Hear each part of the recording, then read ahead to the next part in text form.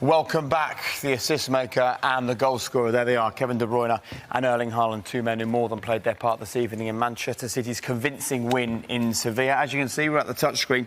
So let's get straight into it. Look, we know what Erling Haaland does. I'm interested in how he does it. In this first goal, as a non-footballer, how do the defenders not see the danger, go with him, stop him doing what he needs to do? Go on, I'll let you talk. I'll play it for you. I'll let you run on it and you can talk us through the first bit from the striker's point of view. Well, I think he knows this is coming here. You know, you see De Bruyne pointed, everything's choreographed, and I think he's just in position he needs to be. The problem is the defenders are never where they should be. I mean, I think I'll take you back to that point that Owen just mentioned there. Look, he's telling the man on there, will get the ball wide, because he knows that if he gets the ball wide, that corridor comes open because this defender creeps a little bit out there. It's like Owen said, I think this is completely choreographed. They must work on You're that. thinking then about Haaland, De Bruyne, at this point? He's aware that someone should be in there. Phil's aware that the ball comes to him. He knows the ball needs to go down the line. It happens. Kevin knows if the ball goes down the line, someone should be in the middle of the goals. And 9 times out of 10, it's Haaland. But it's even here. The ball gets played down the line here. These 3 defenders should be in control of this situation right now. Yeah. And not one of them does anything to affect Haaland or De Bruyne on the ball. well, I mean, you guys, you would run back. Yeah, the first centre-half has to cover the front post. This centre-half has to be covering this the ball coming across here. His job isn't to mark anyone, it's to cover that space so the ball doesn't go across there. And then the middle guy is to pick up one, and obviously the back guy is supposed to pick up the other. But Jolien was good at, I'll tell you what Jolien was good at in this situation, what Jolien does here in this situation, which I think is needed for these defenders to have any chance against Haaland. I think Jolien bounces. He gets his body against Haaland and doesn't let him have it. If you watch this run here, it's a completely free run. No one touches him. And that's the thing, Haaland's timing is off the speed of the ball and Kevin's cross, so you only have to bump him half a yard, and that fixes all his timings off. He can't get there. He's not able to reach and get that ball if he just bumps him. But teams are going to have to start bumping him, aren't they? 100%. That's the way you've got to mark him. You can't always stop him. You're never always going to prevent him from scoring, but you have to be in contact. You've got to affect the striker's rhythm. Yeah. He's route to goal at the moment. All of his goals at the moment, I think it's 10 now out of 11 goals are one touch. Yeah. And they're almost all within the width of the 6-yard box.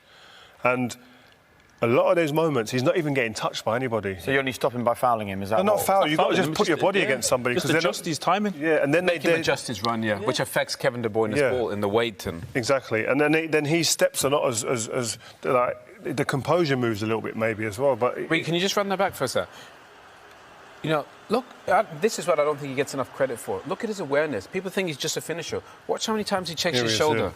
There's your man we're looking at. It's fantastic. His awareness of the position where he is. Look, once, twice, and he knows then I'm in a pocket and then I'm off, and then you're not going to catch him. So I think we talk about his finishing, and then he peels off at the back. You know, he knows it's coming there. He feels it. You know, okay, he's lucky it falls to him. Yeah. But he has a feel for where the moment is going to be at the right time. That's I think Johnny mentioned before that you can't really teach that. No, you can't teach to stand there every time. You can't be lucky every time. No. He's obviously has a natural instinct of where the ball could be, and you see in other positions, Kevin De Bruyne knows where to receive it, and defenders know where to be to clear it sometimes, but him in front of goal just has a natural ability of smelling the danger, and he's like a magnet. He is like a sniffer dog when it comes to opportunity. Yeah. He's just there. He just has an understanding of where the ball may drop. He keeps himself onside. He's looking at his teammates, understands their emotions and their movements and their habits, and he's picked that up so quickly in a Man City shirt. And listen, I fully am aware that this might be us getting a little bit ahead of ourselves, but we're already looking at how many goals he might get this season. So this shows you, since the Premier League has been around, the players in English football who've scored the most number of goals in all competitions. And you can see there, like, goals per game. I mean, he's got a long way to go, but 1.5 goals per game is an incredible record. The question is he a guy that can keep it up? I think he can keep up the ratio. I just don't know if he's going to get the games because, like I've said numerous times, when it comes to the second half of the season and the league potentially is not as important due to being wrapped up and there's semi-finals of the Champions League, he may be rested for them games. We've seen today he came off after 60 minutes. Yeah, he's not going to score a hat-trick in every hour of every game, but he came off on 2 goals. Does he score more if he stays on? 100%, but Pep's thinking the next game, this game's done. I think one thing he's got in his favour is the World Cup. Yeah. Like, he's not going to the World Cup, I don't think, is he? His country didn't qualify. So he's going to, in his mind, I think he'll be thinking, coming out of the World Cup, I'm rested. I surely have to play more minutes. And I've got a better opportunity now of getting more opportunities and goals. I would say that would be definitely one thing in his favour, getting to them numbers we're talking about.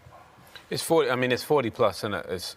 As it stands, 12 first week of September. Mad. It has to be 40 plus. Okay. Rio doesn't think so. Let's do something that football fans can replay time and time again in about 7 months. How many goals this season for Erling Haaland? I reckon he gets 41. Okay. That's very specific. Yeah. 40s. 40s? Mid-40s. 49 or 41? I'm going to say early 40s.